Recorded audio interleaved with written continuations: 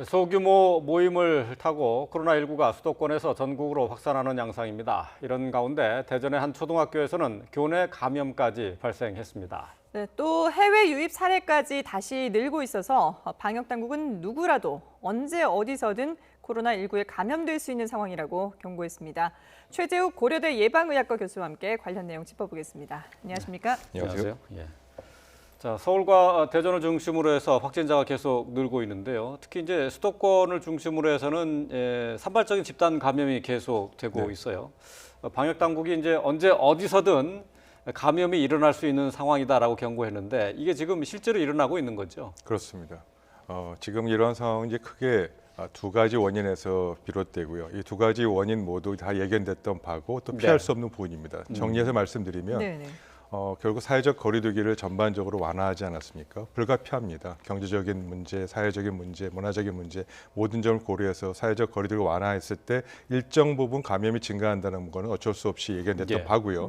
또 한편으로는 이제 특정 지역의 소규모 감염에서 지역사회 감염으로 전반적으로 좀 퍼져 있기 때문에 거기서 조금씩 튀어나오는 이 감염은 어쩔 수 없는 부분이고요. 다만 이것이 통제 가능하고 관리 가능한 범위 내에 있느냐 그 여부가 제일 중요한데 아직까지는 통제와 관리가 가능한 범위 내에 있다 그렇게 말씀드릴 수 있을 것 같습니다. 통제와 관리가 가능한 범위 내에 있다는 판단은 어떤 근거로 할 수 있을까요? 네, 그 방역 당국이 얼마 전에 발표했습니다만 뭐 사회적 거리두기를 3단계로 구분하고 거기에서 의료 체계가 환자가 발생하더라도 사망률이 급격히 증가하지 않는 수준에서 충분히 제대로 최선의 치료할 수 있다는 것이 의료 체계의 관리 가능한 범위고요. 통제라는 것은 이제 방역 당국이 역학 조사나 여러 가지를 통해서 추가적인 전파를 막을 수 있는 그런 것이 통제 가능한 범위 내에 있다. 그렇게 정의 이상 말씀드릴 수 있을 것 같습니다. 지금 이제 방역 당국에서 통제 가능한 범위라고 했는데 지금 지역별로 이제 산발적인 감염이 나오고 있는데 저희가 이제 지금까지 어디서 어떻게 그 감염이 되는지 그래픽 화면으로 정리를 해봤는데요. 종교 시설을 통해서 집단 감염이 확산되고 있다는 것이 좀 특징이라고 할 수 있겠습니다. 지금 화면에 보시는 것처럼 서울의 왕성교회는 32명, 안양의 주영광교회가 23명이고요. 수원에 있는 교회에서는 9명이 나왔고요. 또 광주에 있는 광륵사, 사찰에서 모두 14명이 나왔습니다. 지금 이 상황도 사실 그러니까 이 방역 당국의 범위 안에서 통제 가능한 범위다라고 이렇게 보시는 거죠? 예, 뭐 전체적으로 통제 가능한 범위입니다만 그럼에도 불구하고 당연히 이런 부분을 줄여 나가야 되겠죠. 아무래도 대형 교회하고 이 중소형 교회하고에는 관리 방식과 역량의 차이가 있는 것 같습니다.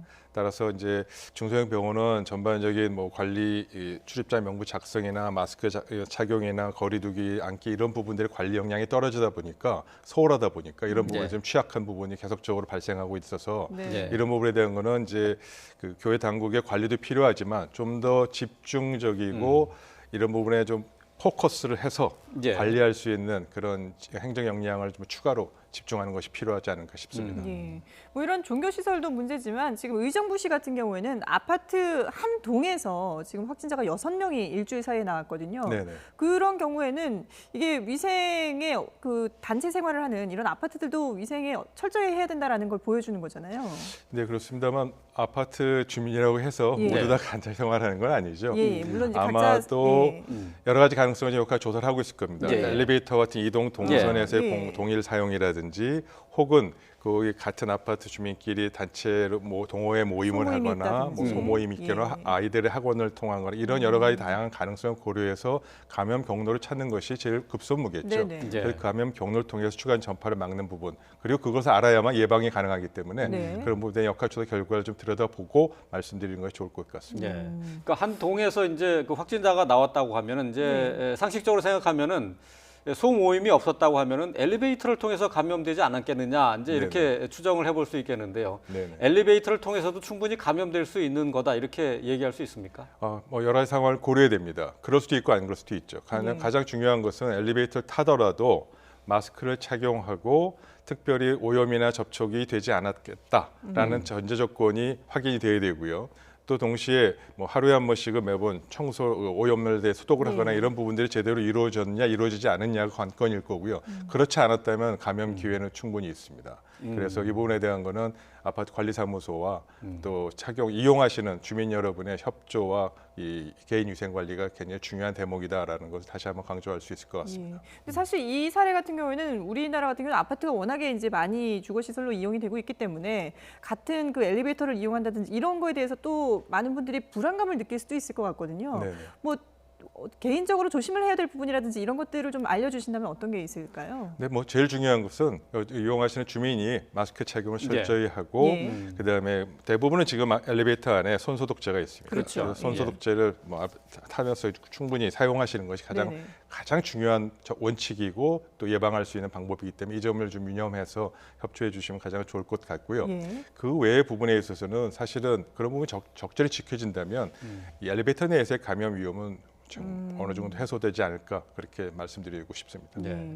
지금 이제 추가 이제 확진자의 이제 발생 지역을 살펴보면은 서울 수도권을 넘어서 충남, 대전, 또 이제 광주, 전남까지 이렇게 내려갔단 말이죠. 부산까지요. 근데 이렇게 지역이 확산되는 데 대해서는 조금 우려해야 될 부분이 있는 것 아닌가요?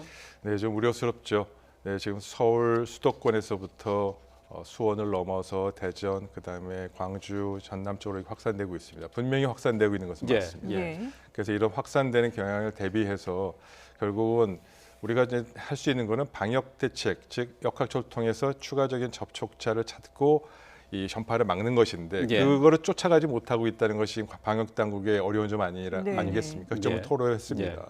두 번째로는 그것이 잘 안 되는 경우는 사회적 거리두기를 통해서 물리적으로 접촉을 차단하는 이 두 가지가 지금 이 방식인데 이 두 가지 모두 조금 어려운 점이 있습니다. 그래서 그 점에 대해서는 그렇다고 모든 뭐 사회적 거리두기 완화한 이거에 대한 책임과 또 이 사회적인 이동과 접촉에 대한 부분을 책임을 국민에게 모두 전가하기는 좀 어렵고요. 그런 점에서 우리가 이해하고 충분히 예견 가능하지만 사회적 거리를 완화한 것이기 때문에 다만 혹시라도 감염자 숫자가 이 전라도와 호남 지역에서 광주 지역에 더 많이 증가한다면 사회적 거리두기 강화할 수 있다는 점은 주민 여러분께서도 충분히 이해해 주시고 협조해 주시는 것이 필요하지 않을까 싶습니다. 자, 이런 가운데 지금 전국에서 처음으로 학교 내 감염까지 대전에서 발생했습니다. 그야말로 초비상 사태인데요. 대전시 설명 한번 들어보시죠. 천동초등학교는 입사일까지 일단 등교를 했었고 같은 반은 저는 이제 밀접 접촉으로 보고 우선 검사를 하고 자가격리 조치까지도 시행할 계획입니다. 그 학원을 통한 그 접촉 또 감염을 지금 우려하고 있고요. 다중 이용 시설에 대한 방역 수칙 준수 여부를 집중 점검 계도하여 왔습니다. 앞으로 내일 7월 1일부터는 위반자에 대한 벌금 부과 등 강력한 행정 처분을 병행해서 실시할 것입니다. 네, 지금 대전의 이 초등학교, 그러니까 같은 반 학교 학생이 또 걸렸고 또 같은 체육관에 다니는 친구도 걸렸거든요. 이런 걸 보면은 지금 그 동안에는 학교 내 감염이 없다라고 이제 그 등교 수업 이후에도 조금 조심을 하는 그런 분위기는 있긴 했지만 그래도 그나마 좀 다행이다라는 생각이었는데 이렇게 우려했던 학교 내 감염 사례가 나오고 말았어요. 네네, 뭐 안타까운 일입니다. 지금은 이제 조사를 좀 더 해봐야 되겠습니다만 지금 학교 내 감염과 학원 내 감염, 또 첫 번째 환자는 이제 부모를 통해서 감염된 거기 때문에 어쩔 수 없는 상황이지 않습니까? 지금 학교를 이제 등교를 정상하고 나서 생길 수 있는 이러한 감염 가능성에 대한 우려에 대한 부분은 예견됐던 바고요. 또 과거에 이제 독감이라든지 계절성 그 감염성 질환을 보시면 거의 대부분 시작은 학교에서 감염이 전파되고 가정에서 2차 감염이 돼서 지역사회로 퍼지는 그런 형태가 항상 반복됐습니다. 그래서 이 부분은 어쩔 수 없는, 피할 수 없는 부분이고요. 그럼에도 불구하고 지금 학교 등교를 하고 난 이후에 첫 번째 사례가 나왔습니다만 현재 관리 수준, 즉 등교 이전에 증상이 있으면 학교에 오지 않고 또 혹시 증상이 있으면 곧바로 학교에서 등교해서 증상이 발생하면 곧바로 귀가하고 조치하고 검사하고 이러한 관리 방식과 관리 수준으로는 충분히 관리가 가능하지 않을까라는 기준이고요, 생각이고요. 전반적으로 오늘 기준으로 특정 학교에 등교한 학생 중에 5%의 전체 학생 중에 5%가 발열 증상이 있거나 감염이 있거나 그럼 뭐 예를 들어 100명이면 5명 있으면 학교 전체를 폐쇄하겠다. 일시적으로 네. 이제 그런 부분들이 이제 외국에서 갖고 있는 기준들입니다. 네. 그러한 측면에서 지금 특정 학교 한 학교에서 지금 이런 문제 발생한 거는 하나의 사례로 놓고 보는 것이 좋겠고 이 네. 부분을 갖고 어떤 특정의 조치라거나 전반적인 정책의 변화를 생각할 정도라고 보기는 아직은 좀 어렵습니다. 이르다, 예. 다만 예의주시하고 관리를 철저히 해야 되겠죠. 예. 네. 어쨌든 뭐 학교에서는 어쨌든 그 학교 내에서 전파는 막겠다라고 하는 것이 이제 목표였었고요. 사실은 근데 이제 많은 이제 전문가들 가운데 이 그 학교가 이미 이제 그 등교 수업으로 전환한 상태에서 이 학교 내에서 학생들 간의 그 감염은 사실 그 완전히 막을 수는 없고 사실 뭐 시간의 문제다 이렇게 예상하지 않았습니까? 네, 그렇습니다. 근데 시간의 문제를 넘어서 하나 더 생각할 것은 아까 말씀드린 특정한 기준, 특정한 어떤 범위를 벗어났을 때 이제 어떤 조치를 할 거냐라는 그런 것이 필요하겠죠. 네. 세상에 100%, 0%가 어디 있겠습니까? 그렇죠. 예. 우리가 종식을 지금 바라볼 수 있는 그런 건 아직 아니기 때문에 예. 일정 정도 이상 감염이 확산돼서 집단 감염의 폭발적으로 증가할 수 있는 그런 지점을 오기 전에는 예. 충분히 관리해보고 그렇지 않을 경우는 뭐 학교의 폐쇄나 정책의 변화를 할 수 있는 그런 것이 필요하고 아까 말씀드린 5%의 기준 정도가 현재는 참고할 수 있는 기준이기 때문에 네. 예. 그러한 면에서 통제 가능한 관리 가능한 범위로 어떻게 좀 더 효과적으로 효율적으로 좀 추가적인 보완 대책이 필요하지 않을까라는 점에 집중해서 보는 것이 필요하겠고요. 그런 점을 예. 잘 들여다보면 좋겠습니다. 예. 그러니까 학교 내 감염이라는 첫 사례가 나오긴 했지만 이후에 어떻게 대처를 잘 하느냐에 따라서 달라질 수 있다는 그런 말씀이신 걸로 물론입니다. 알겠습니다. 예. 예. 자, 지금 속보가 들어왔는데요. 어제 하루 신규 확진자 수가 정리돼서 들어왔습니다. 네. 어제 하루 동안에 신규 확진 환자는 59명이 51 늘었습니다. 명, 예. 51명이 늘었습니다. 네. 이로써 국내 확진자는 12,850명이 됐습니다. 예.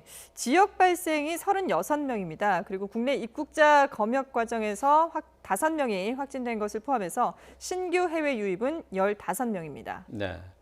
자, 코로나19 관련해서 사망자는 어제 없었습니다. 이렇게 돼서 이제 국내 사망자는 282명이 며칠 동안 계속 유지가 되고 있습니다. 예. 자, 어제 하루 동안에 이제 신규 확진자가 51명이 됐는데요. 자, 전날보다는 한 뭐 10여 명이 좀 안 되게 늘어났습니다. 뭐 지금 계속해서 이제 지역에서 산발적인 감염이 나오고 있는 영향으로 아무래도 이제 숫자가 조금씩 늘어나고 있는 게 아닌가 싶은데 말이죠. 네네. 아직까지는 좀 그래도 숫자가 50명을 훨씬 뛰어넘는 그런 게 아니어서 조금 방역 당국에서는 이 상황에서는 그래도 이제 이게 통제 가능한 수준이다 이렇게 판단을 하겠죠. 네, 맞습니다. 방역 당국도 충분히 그런 이 50명 정도는 충분히 관리 가능하고 통제 가능하다는 얘기를 했고요. 네. 아시다시피 사실 대통령께서도 그런 얘기를 하셨습니다. 통제와 관리 가능한 범위 내에 있다는 부분. 그래서 그런 점은 의료계 전문가도 이제 충분히 동의하는 바고요. 네. 지금 아까 말씀드린 대로 이제 통제와 관리 가능한 범위를 좀 더 넘어서 국민들이 생각하시는 거는 좀 이런 게 좀 답답하실 것 같아요. 네. 왜 이렇게 똑같은 소리만 계속 하는가? 예, 그렇죠. 그리고 좀 앞으로의 전망은 좀 어떻게 되는 것인가? 예측 가능하다는 것과 예측이 불가능한 그 불확실성에 대해서 좀 속 시원하게 좀 대답을 좀 했으면 좋겠다라는 걸 아마 궁금해하실 것 같아요. 그런 점에서 저는 사실 방역 당국과 정책 당국, 그다음에 의료계 전문가들이 좀 솔직하게 얘기하는 것이 필요하다고 보입니다. 네. 그 솔직하게 얘기하는 것이 앞으로의 전망을 어디까지 가고 예. 또 그걸 관리하기 위해서 좀 마스터 플랜 같은 부분들이 있다면 예.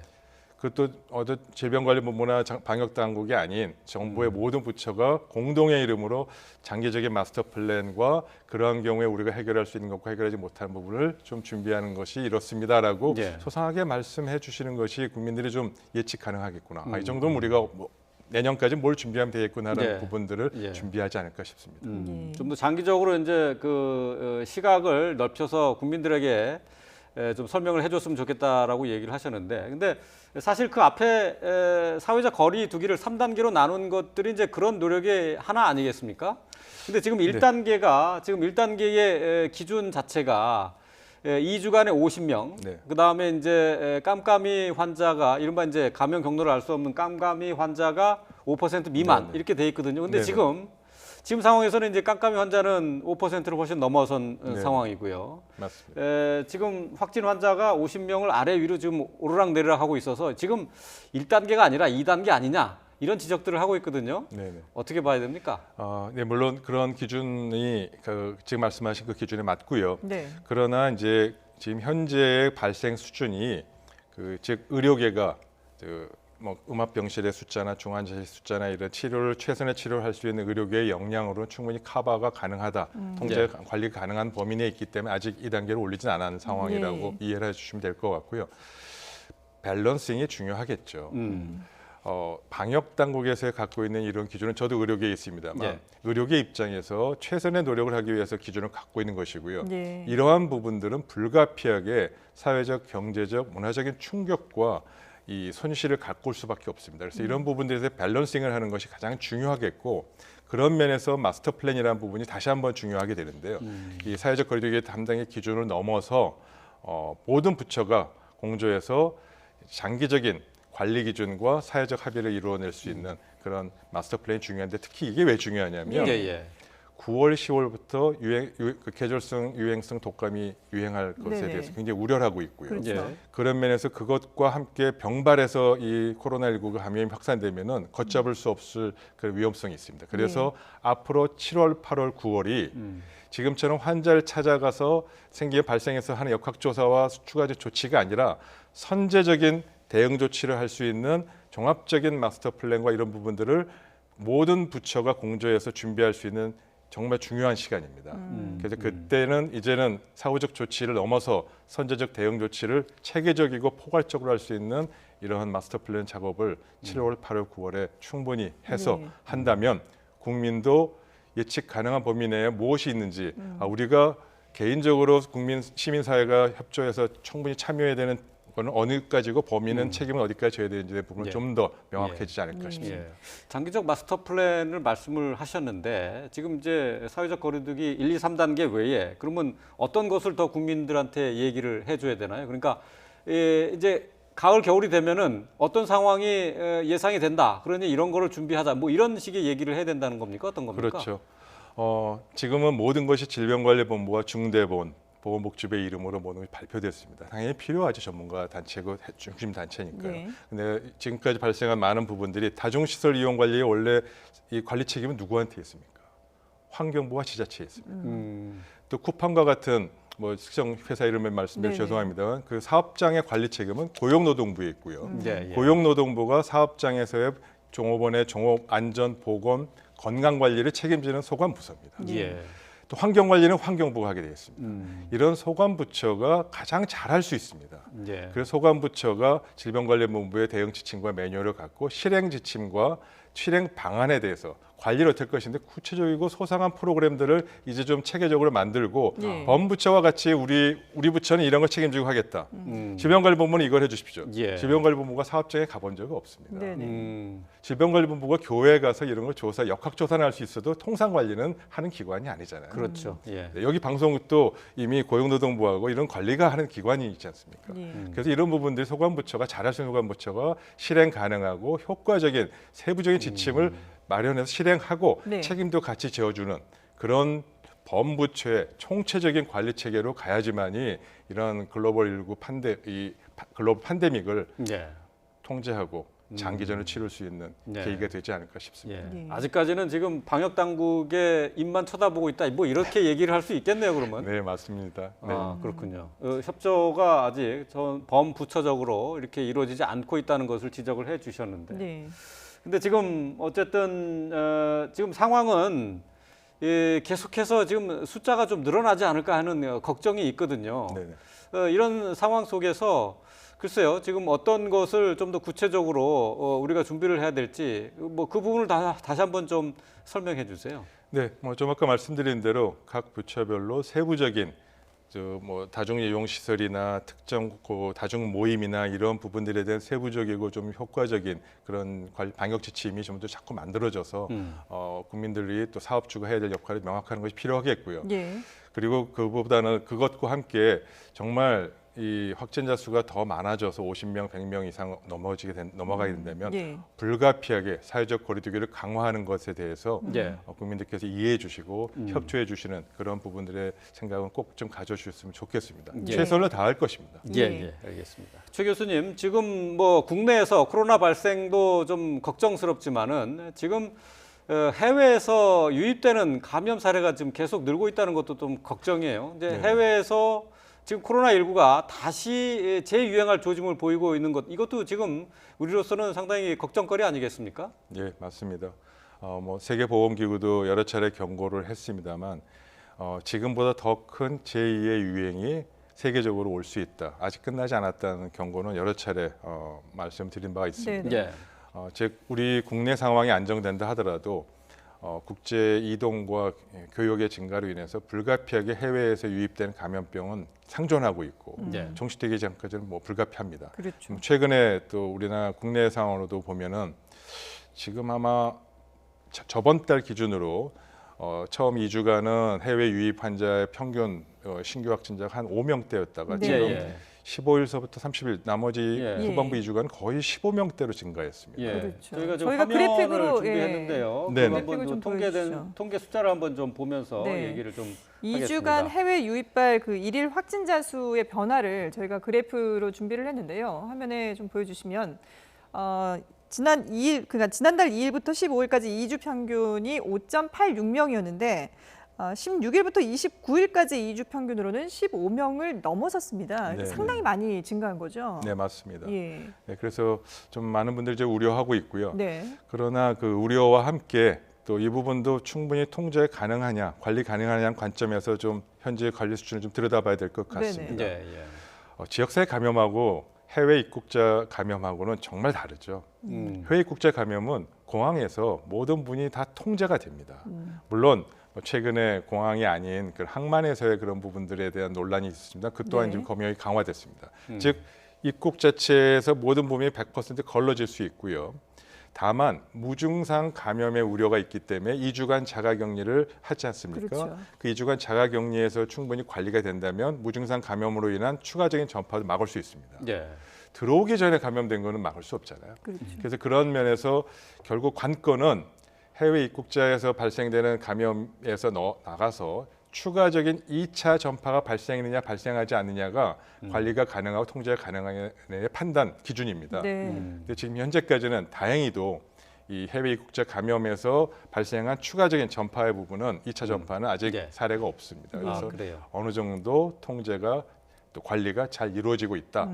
이런 부분은 받아들여야 되지 않겠느냐. 아, 그렇군요. 그렇게 생각해 볼 수 있겠습니다. 그러니까 박능호 숫자는, 장관도 뭐 2주간 이 자가격리 이후에 국내 그러니까 해외 유입에서 또 지역 사회로 감염된 경우는 없다라고 얘기를 하긴 했는데 일각에서는 전문가들이 이 2주 만에 그 자가격리로는 충분하지 않다라는 지적을 하는 분들도 있거든요. 교수님께서는 그냥 2주 정도 보면은 그 무증상이라 하더라도 충분히 검역이 가능하다고 보시는 건가요? 네, 현재까지의 기준으로 보면 2주 주면 적절하다고 보고요. 예. 물론 예외적으로 2주가 넘어서 감염이 다시 생길 수도 있겠지만 네. 그런 하나의 사례를 갖고 일반화해서 정책화할 수 있는 증거와 과학적인 증거는 아직 충분히 확보되지 않았다고 보는 네. 것이 맞고요. 물론 그런 분들 예의 주셔야 되겠습니다만 아직은 아주 예외적인 극히 예외적인 경우여서 2주간으로도 충분하다고 봅니다. 예, 알겠습니다. 자, 지금 방역 당국에서는 지금 현재 상황을 면밀히 주시하고 있는데요. 코로나19의 유행이 집단 면역 형성을 통해서 단기간에 종식되기는 어렵다라는 비관적인 전망을 일단 내놨습니다. 자, 방역 당국의 얘기를 먼저 들어보고 오겠습니다. 우리 주위에 안전한 곳은 더 이상 없습니다. 언제라도 우리 모두 한 사람 한 사람이 환자가 될 수도 있고 또 접촉자로서 자가격리자가 될 수도 있습니다. 같은 호흡기 감염병인 인플루엔자가 1년에 최대 65만 명 정도 사망자를 유발한다고 추정하고 있는데 코로나19는 반년 만에 거의 동일한 수준으로 많은 희생을 만들어내고 있습니다. 더 안타까운 점은 코로나19가 아직도 끝나지 않았다는 점, 또 정점을 향해서 가고 있다는 점, 결국 최근 들어 우리 인류가 맞이한 공중보건에 있어서 매우 큰 위협 요소임이 더욱더 분명해지는 상황입니다. 더불어 최근의 해외 연구 결과를 보면 혹시 지나간 코로나19 유행이 지역사회의 집단 면역을 형성하지 않았을까 하는 물음은 희망사항에 불과한 것으로 판단이 됩니다. 자, 코로나19에 대한 집단 면역 형성에 대해서 좀 부정적인 연구 결과가 있다라고 이렇게 지적을 했는데 말이죠. 네네. 그러니까 결국 코로나19가 한 차례 대유행을 하더라도 집단 면역을 형성하는 것, 그러니까 대부분의 사람들의 항체를 보유하는 것은 기대하기 힘들다. 이거 어떤 얘기인가요? 예, 그 보통 통상의 감염병은 한번 이제 감염이 되고 나면 회복된 분에게는 면역이 생겨서 다시 네. 감염이 안 되죠. 예. 간염 바이러스나 뭐 여러 가지 그런 것이 있습니다. 근데 이 계절성 독감하고 또 이런 코로나19 바이러스는 대체 유사한데 한번 감염이 돼서 회복이 된다 하더라도 항체가 설령 형성된다 하더라도 네. 6개월 정도, 뭐 빠르게는 3개월 정도밖에 지속하지 않습니다. 그래서 독감 예방 주사를 매년 맞는 겁니다. 한 번 맞으면 계속 몇 년씩 맞아야 되겠죠. 그렇군요. 그렇지 예. 않은 좀 어려운 점이 있고요. 지금 이 코로나19도 초기에 그럴 거라 예상을 하고 있었고요. 그러나 이제 여러 가지 연구 결과를 통해서 보니까 지금 말씀드린 그런 항체가 많이 모두 회복된 사람이라도 중화항체가 모두 다 형성되는 것은 아니고 그리고 항체 지속 기간도 그리 길지 않다. 즉 계절성 독감이랑 비슷한 유형을 가는 거다라고 좀 확인이 되고 있고요. 네네. 다만 좀 오해 소지는 없었으면 좋겠습니다. 지금 당국에서 방금 전에 이렇게 얘기했습니다만 집단 면역이 형성이 되는 것이 뭐 전혀 무용하다라고까지 얘기하기는 아직은 섣부르고요. 설령 그렇다 하더라도 집단 면역의 형성 자체 부분의 가능성이 그리고 그 부분이 긍정적으로 작용할 수 있는 부분에 대해서는 아직 가능성을 열어놓고 네. 또 그에 대한 분명히 긍정적인 영향이 있습니다. 그래서 그건 좀 신중하게 판단하는 것이 좋을 것 같습니다. 그럼 그 말씀은 집단 면역이 생길 수도 있는 그 가능성을 아직까지는 좀 두고 봐야 된다는 거군요. 그럼요. 단정 지을 수는 없다는 얘기인가요? 네, 모든 걸 다 집단 면역에 의존해서 네. 다 한 번씩 다 걸려야 됩니다. 어쩔 수 없이 네. 이렇게 네. 하는 것은 안 되지만 네. 일정 부분 집단 면역의 형성이 기여하는 바는 분명히 있을 거라는 거는 인식할 필요가 있고요. 예. 네. 지금 그렇게 지금 얘기한 거는 지금 스웨덴이나 영국이나 미국에서 주마다 또 지역별로 항체 형성 조사를 했더니 항체 형성이 많지 않더라. 네. 예. 예. 또 우리나라도 일부에서 지금 나온 것이 뭐 0.1%, 0.4%밖에 안 된다 하는 건데요. 그 부분은 통계 부분입니다. 즉 감염이 많이 진행된 대유행이 곳에서의 감염 조사한 것하고 유행이 없었던 곳에서의 조사하는 것과 샘플링을 즉 표본 조사를 어떤 방식으로 했냐에 따라서 이 부분에 대한 거는 모집단의 특성에 따라 달라지기 때문에 아직 네. 그런 부분을 명확하게 객관적이고 이 표본적인 그런 예. 부분을 다 객관적으로 할 수 있는 아직 조사들은 아직 안 됐습니다. 아, 그렇군요. 예. 그럴 가능성에 대해서 충분히 해서 이 집단 면역 형성에 뭐 의존하는 정책은 현재로서는 전혀 바람직하지 않고 방역당국의 생각이 저도 동의합니다만 예. 그렇다고 해서 이런 부분들에 대해서 아직은 가능성을 열어놓고 평가하는 것이 좋겠습니다. 예. 안 그러면 사실 백신을 예. 맞을 필요가 없잖아요. 그러니까요. 예, 그렇죠. 예. 그러니까 아직까지 집단 면역에 대해서는 객관적인 조사가 이루어지지 않았다 이렇게 봐야 되겠다는 얘기인데요. 그런데 네. 집단 면역 일반적으로 얘기하면은 전 국민의 그러니까 이 항체에 대한 그 검사를 했을 경우 한 70% 이상이 네네. 나와야지 집단 면역이 형성된다 이렇게 얘기하는 거죠. 네네 맞습니다. 예, 알겠습니다. 예. 지금까지 최재욱 고려대 예방의학과 교수와 함께 코로나19 상황 살펴봤습니다. 잘 들었습니다. 감사합니다.